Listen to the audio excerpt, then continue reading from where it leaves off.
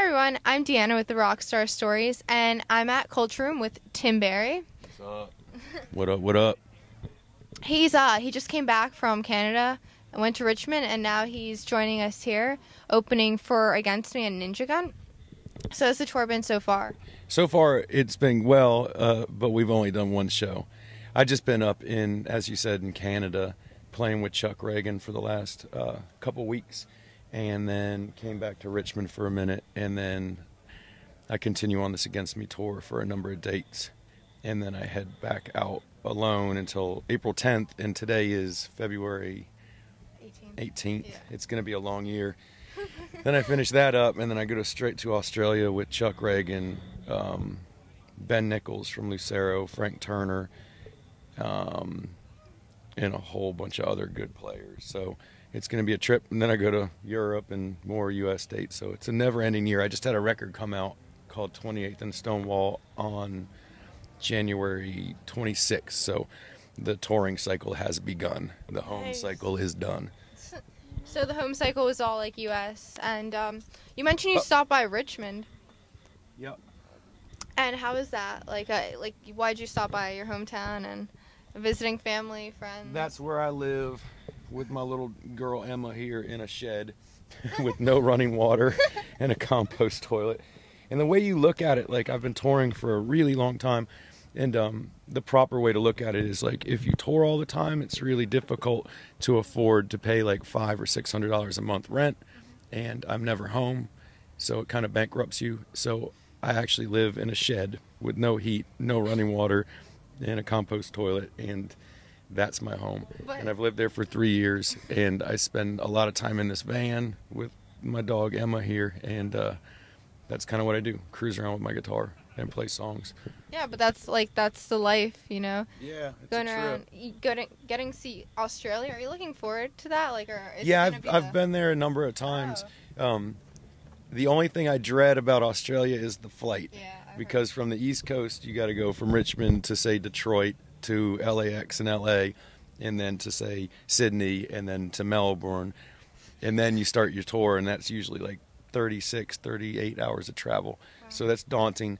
But it's nothing to complain about, because when you get to Australia, the people are beautiful, wonderful, sweet, down to earth. And maybe Emma needs to go on a walk in a little bit. You want to go on a walk? I think she does. We can totally take a break for a walk. No, let's do it, because I got to play pretty soon, too. Yeah, of course. It's all good. All right, so getting back to Richmond, how has that like influenced your music? Like, would you describe yourself as like country, folk, punk, or just like? I guess if I had to label it, I guess I would call it folk, because I'm telling stories. Yeah. And essentially that's what folk music is. But then again, blues does the same thing. I can't pick the guitar worth of crap like most people, but I do like to talk and tell stories and all that. So did you use like Richmond's history for like Prosser's Gabriel? Prosser's Gabriel was an accident, like most of my songs. And that song goes really in depth into like historical analysis. Like if you break it down, it analyzes sort of the absurdities of enslaving humans, but it takes it into a modern perspective where like there's a cemetery. Actually, let's just say there's a cemetery in Richmond, Virginia, Hollywood Cemetery, that has 18,000 Confederate soldiers buried in it, that is well manicured and taken care of.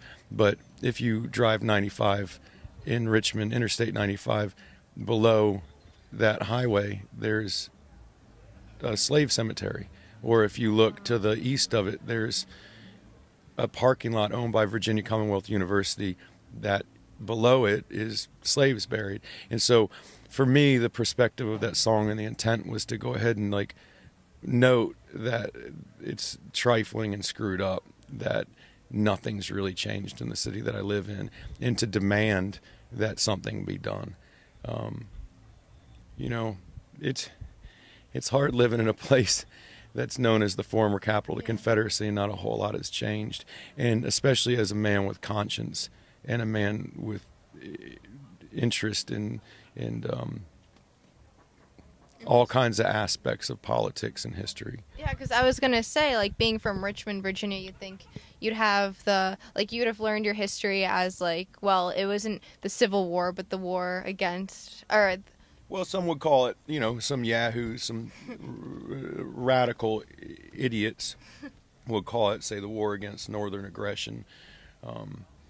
but like, do you express like your sentiments towards like true society? You do that in a lot of your songs, like what was it, Downtown? Downtown VCU is kind of a joke song on the new record, where I just kind of listen. When you finish high school, you don't have to go to college. That's all I'm trying to say. College is like getting yourself in debt. Some people, you go to college to be a dentist or a doctor or a lawyer or something like that. It's valid. You have to do it. But if you want to learn a trade, apprentice and get paid while you do it. It seems irrelevant that like it's almost a rite of passage and a norm where people feel obligated. I have to go to college. It's like you have to buy a Minor Threat record. You actually don't. Like, take 1 second break. There it is. I'm wondering what's going on. She never squeaks. Oh. So like the upcoming questions, I'm just gonna focus along. No, go on. No, I'll I'm focus. just gonna give her some leeway. Of course. Okay, go on. We'll talk. All right. See if it hurts, make her feel better. Continue. Sorry. I would do a much better job at answering these questions had she not been squeaking. No, of But course. emotionally, my brain. Yeah. is So focused on her. is it Emma? Like that's one of the main parts of this tour that keeps you through, other than the bus and like going out and like, are there any things you do like particularly when you take a rest stop? Any? My routine is as simple as it is at home, and I travel with Emma, and she helps keep me healthy, and vice versa. I wake up in the morning and I walk Emma for an hour, and then we get going. And I have a computer, and I'll look up where there are dog parks in each city, and I try to take her to the dog park so she can run around. Then I come to the show, do sound check, and then go on from there. When I tour by myself, which I often do, I sleep in the van, and we have a blast. Right now, I'm with my tour manager and Matthew, who sells my merchandise, so we've been staying in hotels. The budget is a little bigger. So that's kind of how we're rolling. But yeah, she's my dog. I love touring with her. Have you written a song about her, or are you No. planning on doing it? No, but she's named after Emma Goldman, the famous feminist anarchist. So Wow. if anybody is ever interested in that sort of politics, look up Emma Goldman. She's So the crap.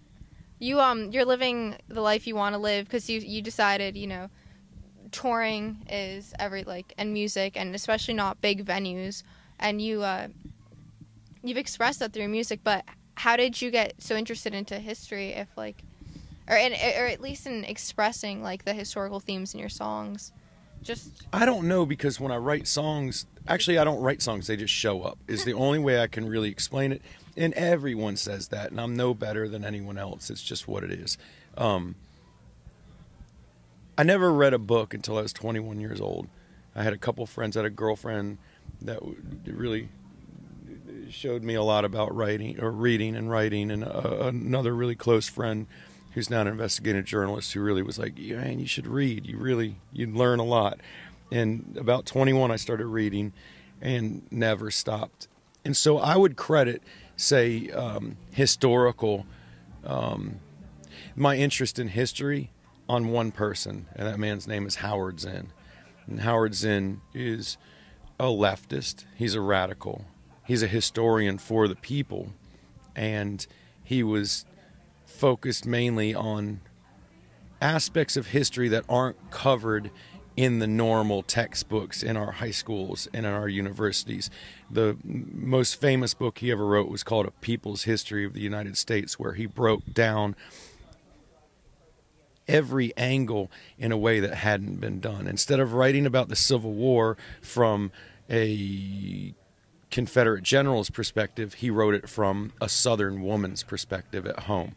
And Howard Zinn passed away 2.5 weeks ago, so I can never not note his name consistently. He died of a heart attack at 87 years old, up in Massachusetts. And anyone who has never read any Howard Zinn, start with A People's History of the United States. It can be a daunting book, but it will be the most important thing you've ever read on U.S. history, period.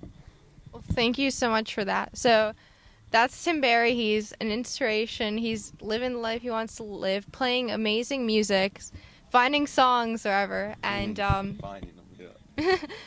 and any more information you'd like to give fans, like a website and Facebook, Twitter. I know you. You know, the thing is I have a publicist. I live in a shed, and I have a publicist. And she made me get the Facebook and the Twitter, and I've always had MySpace, and I have a website and all that crap. Don't even bother. Search something that's more important to you. But my name's Tim Barry, and I say keep it thug.